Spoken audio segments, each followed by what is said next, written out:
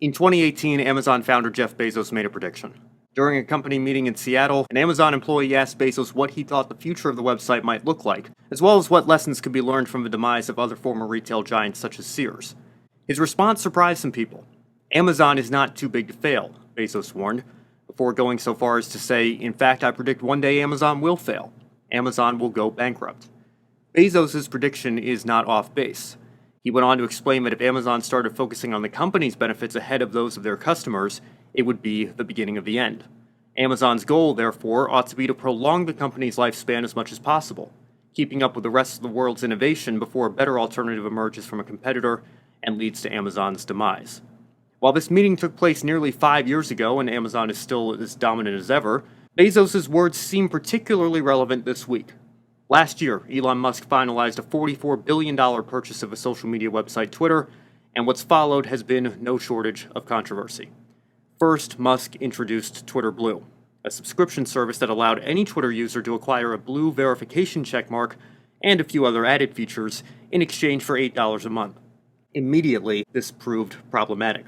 A fake Eli Lilly account that was subscribed to Twitter Blue falsely claimed that insulin had been made free, plunging the company's stock after the verified tweet quickly went viral. While the company's real Twitter account issued an apology and clarification, the damage had already been done. At the same time, legacy verified accounts, those belonging to individuals that received their checkmarks due to being notable in their fields, began having their checkmarks removed.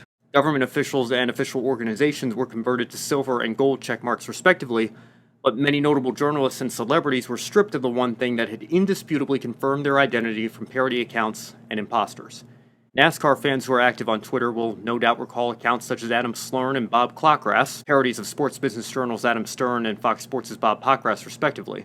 Even without the ability to acquire a verification check, those accounts have been able to go viral by fooling Twitter users with fake news stories for years, something NBA fans experienced when a fake LeBron James account popped up requesting a trade from the Lakers shortly after Twitter Blue was unveiled. But beyond Twitter Blue, Musk's tenure as owner of Twitter has resulted in many rash decisions with no advance notice for the site's users. In December, Musk temporarily removed Twitter's Spaces feature, following a widely publicized clash with several journalists. Musk has also been long outspoken about making the purging of Twitter's bots a priority, even before his purchase was finalized. Despite this, bots have continued to remain an issue. So Musk made a decision last weekend that left both the app and the website virtually unusable for several hours. He said in a tweet, "To address extreme levels of data scraping and system manipulation, we've applied the following temporary limits. Verified accounts are limited to reading 6,000 posts per day, unverified accounts to 600 posts per day, new unverified accounts to 300 per day." While many users initially speculated that the website was down, Musk clarified that they were being rate limited, with non-Twitter Blue subscribers limited to viewing only 600 tweets per day. Those that rely on Twitter for motorsports race updates will likely follow multiple accounts that live tweet motorsports events on a weekly basis. For a user following as few as 5 such accounts that are sending a tweet every few minutes as the race progresses, that 600 tweet limit will not take very long to hit. Now, in the complete interest of fairness to Musk, these rate limits were a temporary change, and Twitter appears to have returned to normal at the moment. But this source of frustration may still prove to be the straw that broke the camel's back for many users. Last Wednesday night, Mark Zuckerberg's Meta, the company behind Facebook, Instagram, and WhatsApp, among others, launched a new app called Threads that is meant to function in a similar manner to Twitter. Disgruntled Twitter users with an Instagram account could simply download the app and sync their Instagram profile information over to Threads. The early results have been nothing short of astonishing. Over 100 million users joined the platform in just its first 5 days, easily surpassing all previous records for new social media sites. To be clear, while any new app is bound to have bugs to be squashed and kinks to be ironed out, Threads is far from perfect. The app currently lacks a following tab, only offering users one feed with an algorithm that often includes suggested posts in which it believes the user may be, but is often not, interested. There is also no current way to search by content, only by user, so it makes it rather difficult to discern what is trending on the app.